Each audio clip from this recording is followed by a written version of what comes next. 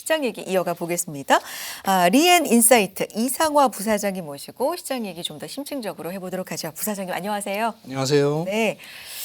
부사장님께서는 지금은 뭐 부사장님으로 계시고 과거에 증권사 센터장까지 예. 지내신 또 경력도 있으시기 때문에 저희가 오늘 시장 전반에 대해서 좀 여쭤보려고 모셨습니다. 네.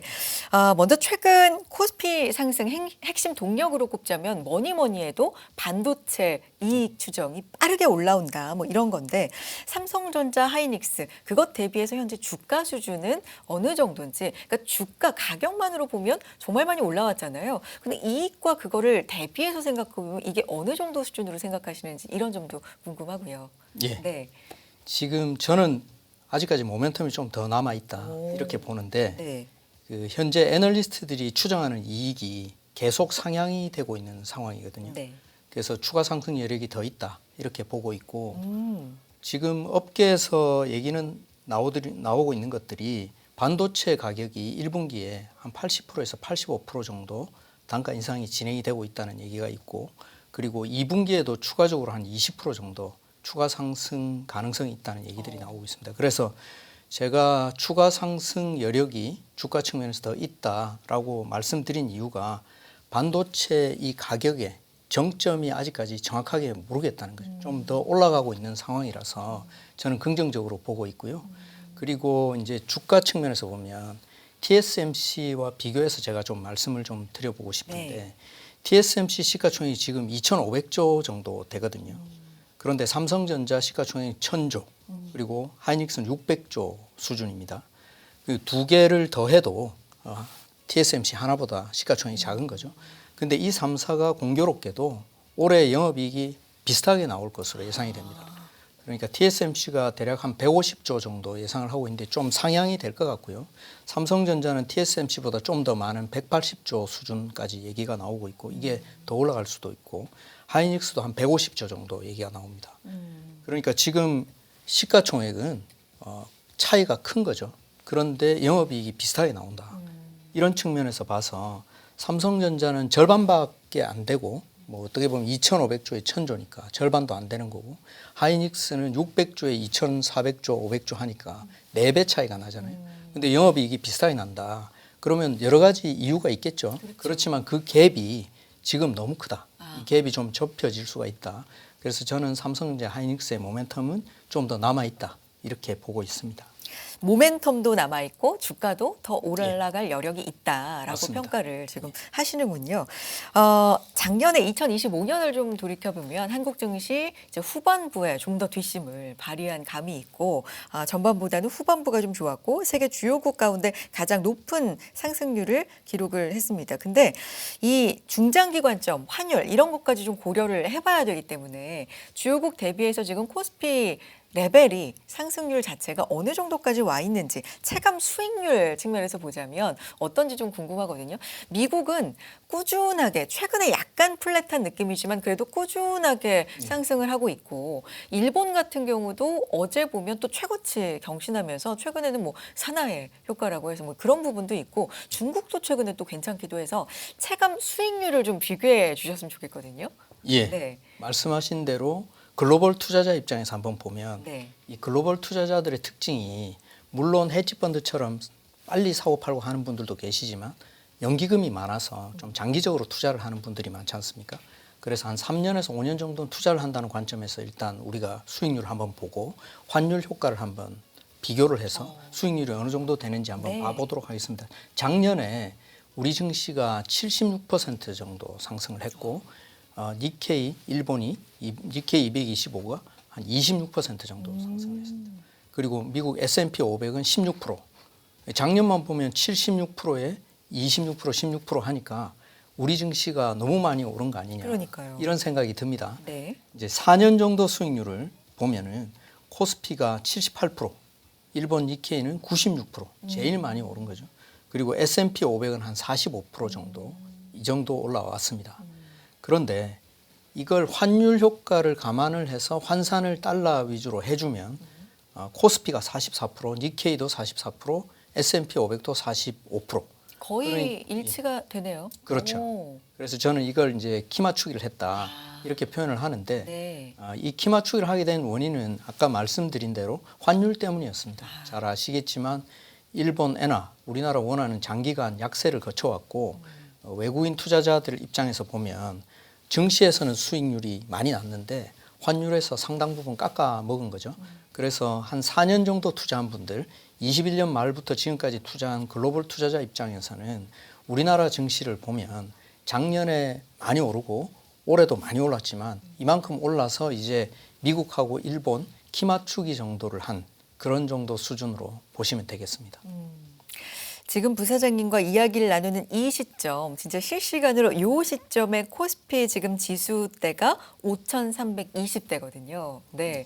근데 이 수준을 이제 1년 전, 작년으로 이제 거슬러 올라가 보면 그리고 상반기까지만 해도 2,000대였어요. 뭐 2,400, 500, 뭐 이렇게 됐었기 때문에 이게 이렇게 후반부 들어서 작년에 급격하게 오르고 5,320선, 지금 현 시점에서 이렇게 된 계기가 있었을 텐데 이 시장 인식이 급격하게 바뀐 그 시점의 인식 변화의 계기는 뭐라고 평가하고 계세요? 예, 한 두 가지 정도 네. 말씀드릴 수가 있겠는데 첫 번째는 이익이 굉장히 빠른 속도로 작년 하반기부터 올라왔다. 그게 첫 번째고 두 번째는 이제 주주 친화적인 정책에 우리 정부가 앞으로 이런 정책을 취할 것이다라는 것이 밸류에이션 업사이드를 만들었다고 생각합니다. 네. 근데 저는 오늘 이익 위주로만 좀 말씀을 좀 드리겠습니다. 작년 중순까지 2,500 수준에서 등락을 하고 많이 못 올라오고 있었지 않습니까? 그때 그 이유를 찾아보면 우리가 지금이 작년 중순이라고 생각하고 작년 초중순이라고 생각하면 대략 2,500포인트 정도 했고 시가총액 기준으로는 한 2,000조 정도 되는 상황입니다. 근데 그때 당시 연말 이익 추정치가 약 200조 정도 됐던 거죠. 그러니까 2,000조 시장에 200조 정도 이익이 난다. 이것을 우리가 포워드 PER로 10배다 이렇게 얘기를 하지 않습니까? 근데 이제 이 10배가 싸냐 비싸냐 문제인데 우리 증시가 평균적으로 포워드 PER을 보면 8배에서 12배 사이 움직였어요. 그러니까 작년 중순에 보면 한 10배 정도 되니까 큰 모멘텀을 못 느꼈던 거죠. 그런데 이제 저기 그래프를 보시면 나와 있는 것처럼 올해 이익 추정치가 지금 여기 컨센서스는 388조 순이익이 난다고 합니다. 그러니까 작년 대비해서 2배가 나는 거죠. 이 이야기가 작년 중순부터 나오고 반도체 부분에 이익이 좋아진다는 얘기가 계속 나오면서 우리 증시가 이 이익을 따라서 증시가 급등하게 됐다 이렇게 말씀드리겠습니다. 그러니까 주가는 이익의 함수라고 하니까 이익이 이렇게 잘 나고 추정치도 계속해서 상향 조정이 되면 주가가 오른 것도 결국에는 합리적으로 맞는 논리로 떨어진다, 합리화가 된다 이렇게 볼 수도 있지만 이게 속도 측면에서는 좀 과열 국면이 아닌가라는 의견도 있을 수가 있잖아요. 그러니까 어느 정도는 조정이 필요하다 뭐 이런 의견도 있고 아니다 합당한 영역이다 뭐 이익의 측면으로도 그렇고 여러 논리로 어떤 지금 구간이라고 보십니까, 부사장님은? 예, 네. 저는 작년에 이 200조 정도 났잖아요. 네. 215조 정도 난 것 같은데 올해 이익이 400조 정도 난다고 합니다. 그러니까 이익이 2배가 됐으니까 이 부분은 상당히 설명은 가능하다고 보고 있고요. 사실 지금 현재 주가 상승 속도가 이익 추정치 증가 속도를 못 따라갈 정도로 이익이 빠른 속도로 추정치가 계속 올라가고 있습니다. 오히려 주가 상승이 그걸 못 따라가는군요. 예. 빠르다고 우린 느끼고 있지만. 예, 맞습니다. 그래서 지금 현재 주가 상승 저는 허상은 아니라고 네. 보고 있고요. PER 기준 10배면 뭐 그렇게 비싼 게 그렇게 싼 게 아니다 이런 말씀을 하실 수가 있는데 저는 이제 반도체 부분의 이익 증가가 모두 반영된 수치가 아니라고 보고 있거든요. 지금 현재 다시 계속 이익 추정치가 올라가고 있기 때문에 그래서 이익이 좀 더 상향될 가능성이 높아서 PER은 10배 이하로 떨어질 것이고 다시 저평가라는 얘기가 좀 나오지 않겠느냐 이렇게 생각을 하고 최근에 주식시장이 유례 없이 빨리 상승을 하다 보니까 과열 양상에 대한 얘기들이 많이 나옵니다. 그런데 저는 한 세 가지 정도 긍정적인 측면으로 좀 말씀을 좀 드려보면 첫 번째는 주가 상승 속도가 엄청나게 빠르지만 이익 증가 속도는 더 빠르다. 그리고 두 번째는 작년 대비 이익이 2배 이상 증가하고 있는 상황이라 주가가 2배 이상 올라도 이상할 것은 없다. 네. 그리고 세 번째는 현재 영업이익 추정치가 계속 상향되고 있기 때문에 이 부분이 반영이 되면 PER 10배 이하로 가면서 저평가에 대한 얘기들이 앞으로도 계속 나올 것이다. 저는 그렇게 보고 있습니다. 알겠습니다. 주가도 빠르게 올라온 것 같지만 이익 추정이 더 빠르게 올라가니까 뭐 이것 또한 합리적으로 설명이 된다. 뭐 이런 말씀이시고 PER은 더 싼 영역까지도 계산이 될 것이다. 뭐 이런 말씀이신데 근데 이제 우리는 과거의 기억을 떠올려 보면 2021년 그 경에도 3,300포인트 이후로 뭐 2,200까지도 이제 밀렸다가 또 장기간 박스권에서 머무르고 뭐 이런 기억이 있기 때문에 이게 과연 그때와 비교해서 지금은 어떤 차이점이 있을까? 혹시 그때처럼 또 돌아가는 일이 있는 건 아닐까? 뭐 경계해야 되는 부분 없습니까? 그때하고의 차이점 어떤 게 있을까요? 예, 그때도 반도체가 큰 사이클을 그렇죠. 한번 맞았었죠. 그때와 차이를 좀 제가 좀 말씀을 드리면 네. 21년 사이클은 반도체 부분에서 PC 교체 수요 그리고 모바일 폰에 들어가는 디바이스 이런 쪽으로 PC 수요가 집중이 됐을 때거든요. 당시에는 이제 코로나 때문에 재택근무도 많았고 가전제품도 많이 바꾸던 그 교체 수요와 맞아떨어졌습니다. 근데 문제는 이 개인 수요 위주기 때문에 한계가 있는 거죠. 우리가 뭐 PC를 계속 바꾸지는 않지 않습니까? 그렇죠. 가전제품도 네. 그렇고. 그런데 지금은 수요처가 완전히 다른 거죠. 이게 어떻게 다르냐면 개인이 아닌 기업이 투자를 하고 있다는 겁니다. 네. AI 인프라 투자를 하고 있고 그렇죠. 데이터 센터를 짓고 있지 않습니까? 그러다 보니까 사회 인프라가 바뀌는 거하고 비슷한 상황이거든요. 네. 그러다 보니 가전제품 교체 수요와는 완전히 다르고 질적으로 다르다. 저는 이렇게 보고 규모도 차이가 많이 나고 기업이 투자를 하고 있기 때문에 장기화될 가능성이 훨씬 높아서 반도체 부분의 이익도 21년처럼 한 1년 정도 바짝하고 꺾이는 것이 아니고 좀 길게 갈 것으로 그렇게 봅니다. 그리고 시장 전체 이익으로 한번 제가 설명을 좀 드려보면 말씀하신 대로 코로나가 2020년 1월에 발발하고 2020년 3월에 1,400포인트까지 하락을 했다가 딱 1년 4개월 뒤에 3,300포인트를 갔는데 또 1년 뒤에 2,200포인트가 왔지 않습니까? 이때 어떤 일이 생겼냐면 여기 그래프에 보시는 것처럼 19년의 이익이 순이익이 우리 증시가 68조가 나왔어요. 20년에 72조가 나오다가 21년에 182조까지 이익이 증가가 됩니다. 네네. 이게 원동력이 돼서 3,300포인트가 간 거거든요. 근데 그 다음부터 문제가 발생합니다. 182조가 났는데 22년도에는 135조로 다시 내려가고 그러네요. 그 다음 해 23년에는 81조가 돼버렸어요. 그러니까 우리 이익이 다시 100조 이하로 하향되면서 이게 2200포인트로 다시 돌아가게 된 거죠. 근데 저는 이 트라우마를 한번 극복해보자라는 차원에서 좀 말씀을 드리는 건데 우리 코스피는 트라우마 같은 게 있어요. 잘 아시겠지만 2000포인트 후반만 가면 2000포인트 돌아오고 3,300 갔다가 2,000포인트 돌아오고. 정말 박스피란 얘기를 예, 네, 오랫동안 했습니다. 그 박스피가 트라우마인데요. 네. 우리가 2007년에 네. 2,000포인트를 넘었어요. 그런데 작년 초에도 2,000포인트 초중반이었습니다. 18년 동안 2,000포인트에 네, 갇혀 네, 있었던 네. 거예요. 이게 우리한테는 트라우마인데 우리가 보통 이제 심리 상담을 하거나 할 때도 트라우마를 얘기를 하면 그 근본적인 원인이 무엇인지 이거부터 제일 먼저 보잖아요. 그렇죠. 이 우리 트라우마의 원인은 뭐냐면 이익입니다. 네. 이익이 계속 정체됐다는 것이 우리 증시를 2,000포인트 잡아놨다는 거죠.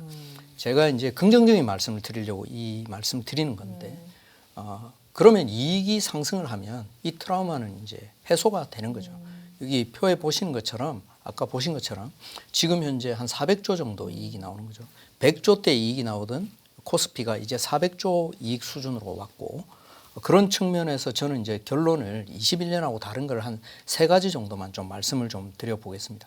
첫 번째는 반도체 수요가 21년에는 개인 수요였는데 이제 기업 수요로 바뀌어서 사이클이 다르다. 그리고 AI 인프라 같은 확충 시기에 있기 때문에 사이클이 더 길게 갈 것이다. 그래서 우리 반도체 기업의 이익도 좀 더 장기화될 가능성이 네. 높다. 이렇게 말씀드리겠고 두 번째는 지금 주가가 급하게는 올라왔지만 이익 성장을 반영하고 있는 것이기 때문에 충분히 설명 가능한 영역이라고 보고 있습니다.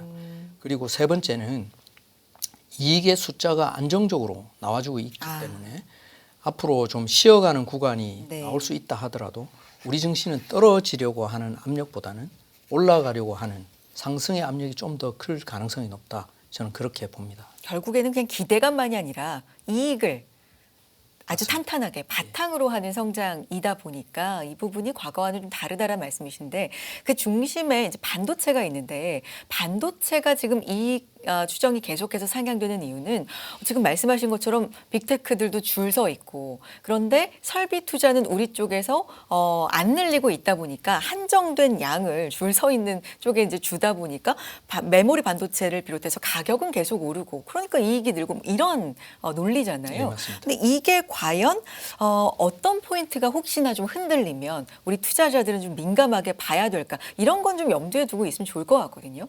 예, 네. 저는 우리 증시가 가진 가장 큰 리스크 요인이 반도체 부분의 이익이라고 생각합니다. 그러니까 굉장히 아이러니한 얘기죠. 그러니까 기회이자 예. 리스크가 반도체이군요. 예, 맞습니다. 그래서 우리 증시를 이끌어온 원동력이 반도체 부분의 이익이라는 거죠. 지금 현재. 네. 그리고 세계적으로도 가장 각광받는 것이 우리 반도체 시장에 있는 탑티어 기업들입니다. 그런데 현재 우리 코스피 전체에서 차지하는 이익의 비중이 대략 50%를 넘어서서 약 60% 가까이 반도체 부분이 가고 있어서 만약에 반도체 부분의 이익이 정체가 되거나 꺾인다. 그럼 이게 반도체 부분으로 끝날 일이 아닌 거죠. 우리 증시 전체가 좀 흔들릴 가능성이 생기고 그렇게 되면 아마 증시 고점이 나올 것입니다. 근데 저는 부정적인 말씀을 드리려고 이러는 게 아니에요.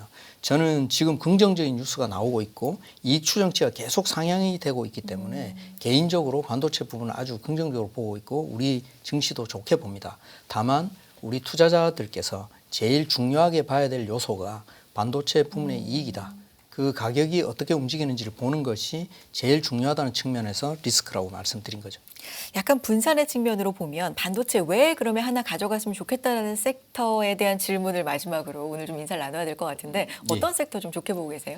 저는 포트폴리오의 60% 전후는 반도체로 가져가야 된다고 생각합니다. 왜냐하면 그 대장주라는 얘기를 하잖아요. 네네. 대장주는 이제 빠질 때도 가장 회복이 빠르고 올라갈 때도 제일 많이 올라가는 것이 대장주입니다. 네. 그래서 항상 대장주 위주로 가져가야 돼서 저는 포트폴리오에서 한 60% 전후는 반도체로 가져가시는 게 맞다 이렇게 보고 지금 이제 진입을 못 하신 분들이 이제 제일 고민이실 텐데 그러면 조정을 받으실 때 들어가는 것도 괜찮다 이런 생각이 듭니다.